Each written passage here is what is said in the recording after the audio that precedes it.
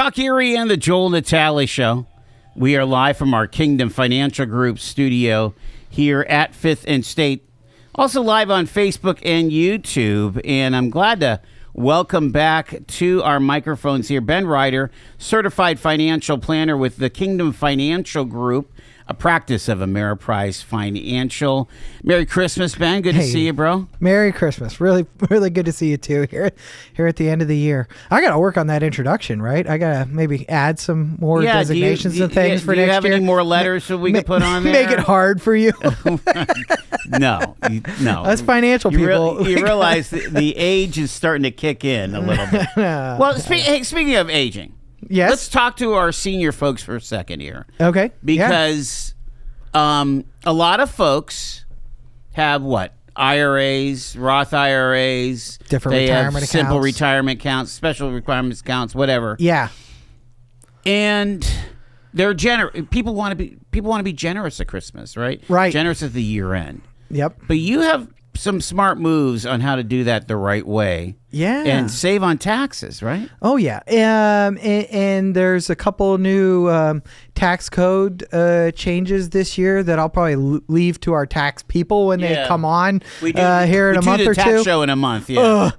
Already in a month. But I think there's a new deduction or credit for next year when it comes to charitable giving, but that's in 2026 going to go into effect, which is actually going to affect a lot of people. I think the one that you're alluding to has kind of been a favorite in the office, and I think more and more people are becoming aware of what a qualified charitable distribution is, and we call them QCDs. Qualified charitable distributions is when you actually use money out of an IRA, for example, and if you send it directly to a charitable organization, it's 100% not taxable. And so my favorite part about that is for people who are over 70 and a half, they're allowed to do QCDs. And if you think about an IRA, the money went in pre-tax. Then all the time you had the account, it grows tax-free. And now you're using the money to do a distribution without any tax. So my favorite tax question, I say it all the time to people, do you want to pay taxes now, later, or not at all? We like the not at all. Right. And a qualified charitable distribution is one of those best ways for not at all. So kind of a great tool at over 70 and a half. I tell a lot of people to start putting their checkbooks away at that point. Stop writing and a half. Wow. Stop writing checks to your church. Stop writing checks to your organization or wherever. Instead, you can send it right from your IRA. And then basically what you're doing, I know this sounds naughty sometimes, but I say you're cutting the government out. You're cutting the taxes out and able to actually either keep more yourself or give more away just because you're doing it as efficiently as possible, which I think is a great stewardship principle of your assets. Are there limits on what you can do on a qualified? I think a QCD is, I'd have to look up. There is a limit. Okay. I think it's 100,000. That's a lot of money. Yeah. Yep. For doing that, but it's so if you want to be a huge, you just want to have a huge year, you can do that without increasing your taxes. Now, of course, I dipping my toes into a tax subject here, and I go, so talk to your accountant or talk to your investment advisor for what type of an account you have and whether you're able to do something like that. But it's a very cool tool that's been in place for a while. It's kind of funny because you can start them at age 70 and a half. Yeah. That used to be the required minimum distribution age of when you had to take money out of your retirement accounts. I think it was during COVID they started raising the RMD age to where today it's age 73, and in the year 2030 it goes to age 75. Okay. When they raised the RMD age, they didn't change the QCD age, the qualified charitable distributions. Yeah. So that stayed at 70 and a half. So you're not. So that's a situation where you're not required at 70 and a half to start drawing down your IRAs. But if you're doing charitable giving, it's a tool you should definitely look at. It's a very efficient and neat way to do it.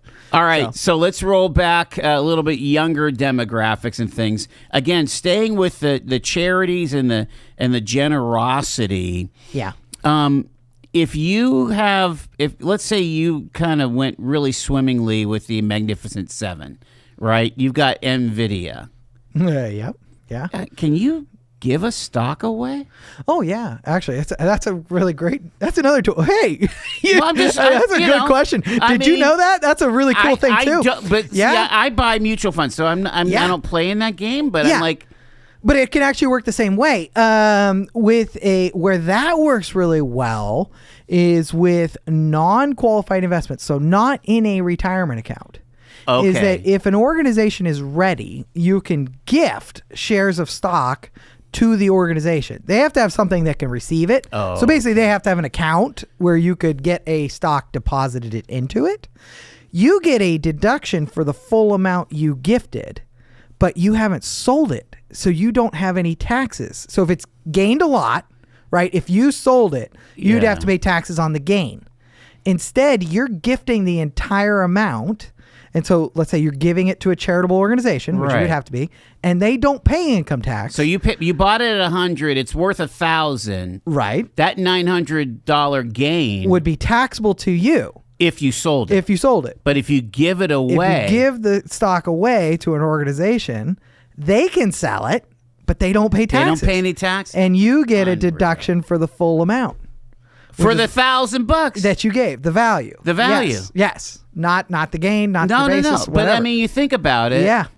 Like you could give away a stock. Right. Correct. Because some of them have gone nutso. Yep. It's really neat. It's tough sometimes to get the organization that is able to accept it. So don't they just have to, I mean, couldn't they just set something up at their bank? I mean, yes, maybe or their financial.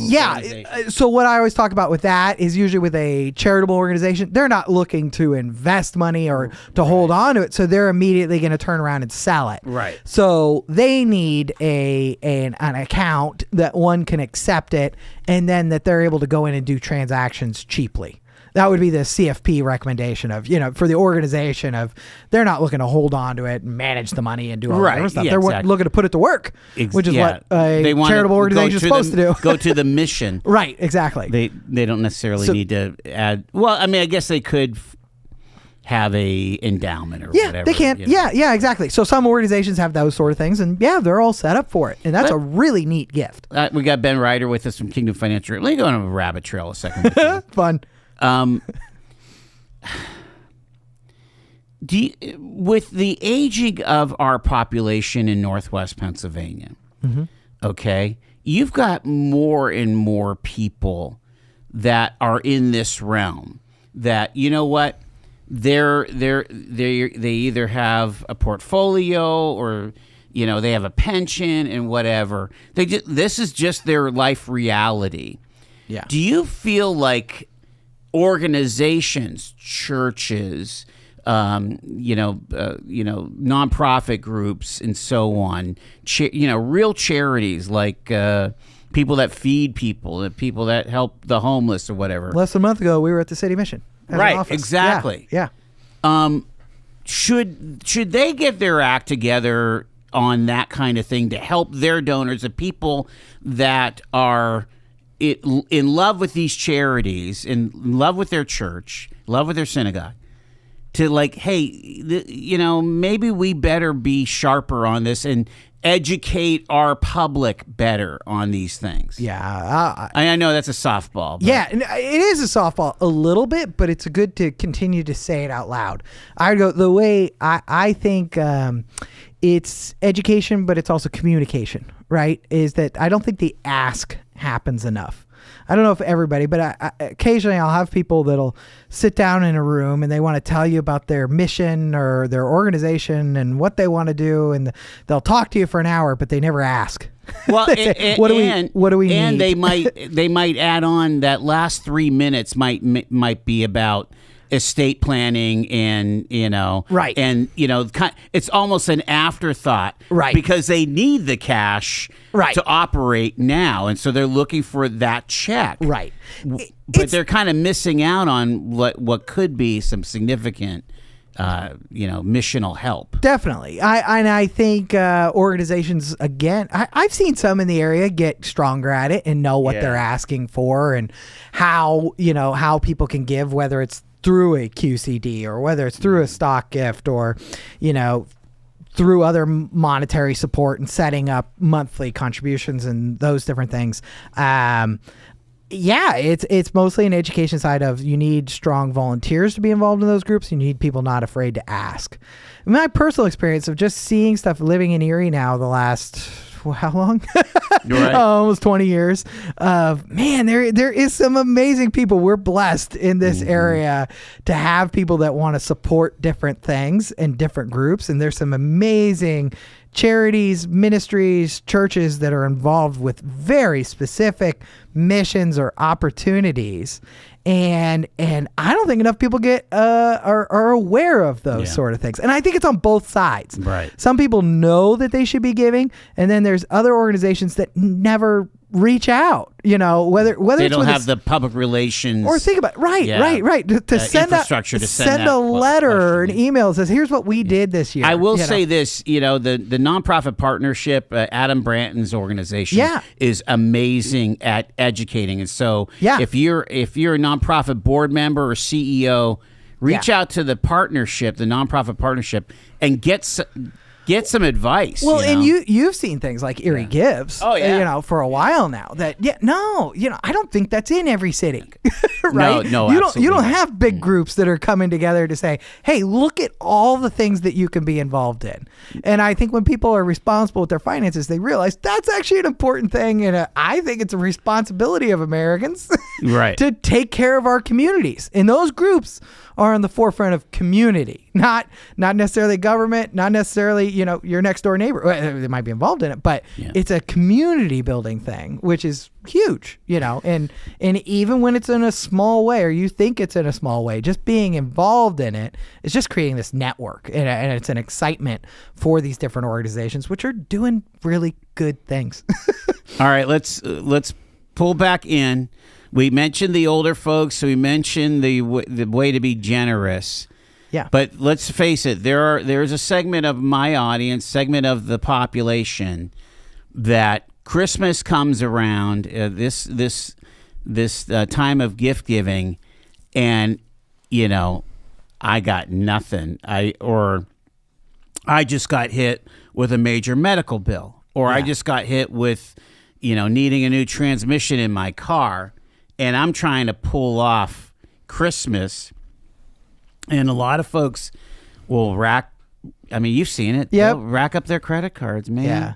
It's one of the toughest times to be able to say no sometimes on spending money or doing different things, and small changes, maybe it's not, cutting everything out and making some of those hard decisions, but if you can make one or two smaller decisions not to go way into debt for things that, or be creative, of course, like anybody financial talks about, maybe Christmas does look different, Yeah. I would challenge any adult to think back to their favorite Christmases. And I would imagine that for the most part, you're not remembering the biggest gift you got, but you're remembering maybe the warmest experience that you had as a child. Oh, I don't know, Joel. One time I got a basketball hoop, and it was pretty That was pretty awesome. epic, right? I still remember the basketball hoop. Thanks, Mom and Dad. All right, you're blowing me up. You're blowing me out of the water. I remember one time an aunt and uncle came and stayed, my fun Uncle Jesse. And that was so weird to have people that actually spent the night. They must have been like 30 years old or something, and, we're little kids. And, you think about, remember that time Uncle Jesse and Aunt Sarah came for Christmas? Right? It wasn't the gifts or anything. It was just the fact that your favorite aunts and uncles were there. That's it. Which was weird, how many more of those things do you remember? Not many about the gifts, I mean, you're not putting your present, or at least you don't have to take a picture of all the presents under your tree. Yeah. Like some kind of competition to beat the Joneses. No. Right. And you realize how much of it is junk 6 months later. I've got little kids. Hey, man, a lot of plastic at my house. Absolutely. Doesn't last forever, but I mean, that budget it's at hard. Christmas time is, you have to do it. Yeah, you do. You? Yes, you do. Well, but we feel we do, right? Yeah. But how much of a budget? And I'm trying to give people freedom to say it can look different. Right. I'm at one of those interesting stages. We're thinking about my oldest. I hope he's not listening, but it's like, his Christmas is starting to change. He's getting older.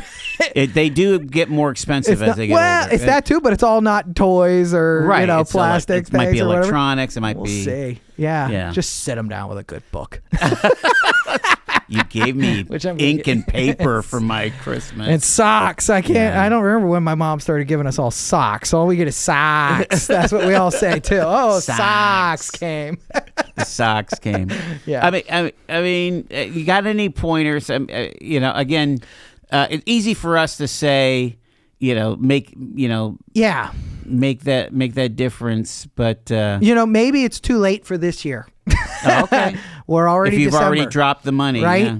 And what my pointer would be is to find somebody good that you can talk about it and start to make a plan for next year. We're already in December, Joel. The people who are having issues. I'm one of these guys that has a Christmas club. Yeah, I still do. We'll see, but that's a good $25 a week goes into the Christmas club. That's somebody who planned ahead. Right, make a plan, but so many people don't. People aren't thinking. You're already thinking. In a way, you're already thinking about next year. Well, again, out of sight, out of mind, and then and all of a sudden, I have this windfall when I take it out to buy the presents, and it feels good, doesn't it? It does. It's funny, just a little planning ahead. Come on. Same thing goes with are you planning on taking a trip in June or July when the kids get out of school? Right. You could start. It's very little a week goes a long way to buy those setting it up, because the people who those hotel rooms and stuff. The people who don't plan ahead, it sneaks. They're going on the vacation no matter what. It just goes on the card. And we're gonna sneak it up, and I don't want to feel bad about it until the day before I have to spend it. Then I'll feel bad, right? Yeah. So it's always gets back to the basics, the delayed gratification of starting to set aside money now for small things, just like you're saying, of creating little budgets, sticking to the fundamentals. It's the end of the year, so it's a great time to think about how am I going to treat my money differently next year? Can I start any new good habits? Yeah. I always like telling people, you've made some good financial decisions in the past. Maybe it's time to make some more. And start, and we can always start putting those new habits in place. It's great time to do it. End of the year. I mean, we're 1/1 is what 3 weeks away now, right? And that's when we all make those resolutions. So before we see you again, we'll already have probably made resolutions and maybe already broke them. But what's a good financial resolution to have? Plan your year in the beginning. Okay. It's because it's kind of, even if it's basic, whether it's investments or estate planning or if it's cash flow, having a budget. What I will tell you is throughout next year, things are going to happen to ruin your plan. Right. And that's what people get discouraged about. Is they go, I started doing this and then this happened and then this happened. And then, like you said, the transmission went out. And so then they just give up or they get discouraged for the next 5, 6, 7, 8 years. But as long as you start with a written plan in the beginning of the year, some of it's going to come true. Right. And you're going to have a baseline to work towards. Whether it's like good planning says, write it down. Write it down at least once. If you just put it in your head, it's too easy to cheat. Right. But you need to write it down a couple times in your life, at least, to have it written out so that you know what that baseline is. Here's what our goals, here's what we're trying to do. We know we're going to have bad years. Nobody knows what the Lord has for us, but it's going to come and it's going to hit us at some point. Something weird is going to happen. Well, if you've got a plan, you don't have to feel bad about it at that point. It's just figuring out what's next. Emergency fund? If you don't have one, start with $1,000. Start small. That's one of the funny ones I always tell people when we have some issues on a month-to-month basis is on the first of the month, you put money in a savings account knowing it's going to come back out. But it makes you actually go in and withdraw it. And I guarantee by the second month, you're going to start to hesitate taking the money back out every time. There's little tricks, little things to implement, when you're talking about how do I set myself up financially in the long term. And I would tell you, people who have a lot of money, people who have no money. It's the same things up and down the spectrum. It's actually one of my favorite parts about finances or planning is that every situation is just a puzzle. I'm kind of a believer in that. We can figure out anything. There's answers for certain issues in our country and the way our finances work. It's kind of why they have, the big shows, if I can use his name, like a Ramsey show, all the other celebrity, finance people. None of them are advisors because they don't work with individuals. They just put on shows. Yeah, Mr. Wonderful. But man, they've got 100 people calling into a show. They got an answer for every one of them, right? Because they're just puzzles. You can figure out anything. So I guess that was the other tip I said here in a minute. Find somebody, whether it's a personal advisor or a financial advisor or somebody you can trust in your life to ask those questions. Kind of goes back to the charity thing too. Not enough people ask or talk about money. We're very shy about money, and there are circumstances where you should be. It's so amazing because it dominates our lives so intricately. Yeah, but it's very private. We're afraid. Sure. I don't want to tell. I don't want to share with somebody how much money I make or how much debt I have or what I'm putting into my investments because maybe it's not enough. It's that shame thing. You're right. It's the shame of not. Is comparing. Again, it's the same old thing. We're afraid to do it. And if you're having trouble and you don't ask somebody, or if you don't know, maybe it's time to do that, So that'd be another good resolution for next year. Talk to somebody. Talk to somebody. Somebody you trust. Commiserate. Yeah. You gotta find that. I think it's kind of funny because you go through life and. Probably the person that I tell the most private stuff to, besides my wife, is actually my dad. There you go. Who, over the years, I sometimes start those conversations with him. I go, you realize I wouldn't tell anybody else this. Wow. Yeah. Right? But here's where we're at, because I think you'll think it's fascinating. Yeah. So it's great stuff. It's fun. It's great stuff. Well, Merry Christmas. Yeah. Happy New Year. Merry Christmas. And look forward to maybe having you come around more often. It sounds awesome. That'd be fun headed into the new year. Did you watch It's a Wonderful Life yet? Not yet. This year? It's coming. Come on. But, don't forget. Mary. It's the best financial advisor movie there is. Right. Mama Dollar and Papa Dollar. You hope that you'll make some baby dollars real quick. I wish they were rabbits. Thank you, Ben.